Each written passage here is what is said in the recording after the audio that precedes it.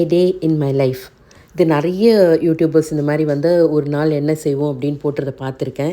But எனக்கு எப்படி ஆரம்பிக்கணும்னு தெரியல. அதனால் நேற்று நாங்கள் சாட்டர்டே நோவாய் மிச்சிகனில் ஒரு பெருமாள் டெம்பிள் போயிருந்தோம். சரி, அது ஒரு குட்டி வீடியோவாக பண்ணலாமே அப்படின்ட்டு ஐ டிட் அ வீடியோ. ஒரு சூப்பர் பாசிட்டிவ் வைப்புள்ள ஒரு பெருமாள் கோயில். நின்ற கோலத்தில் இருப்பார், பார்க்க திவ்யமாக இருப்பார். என்ட்ரன்ஸில் பெருமாள் வந்து அந்த ஸ்டாச்சு வச்சுருப்பாங்க. மாடி ஏறி போனால் தான் பெருமாள் கோயில் இருக்கும்.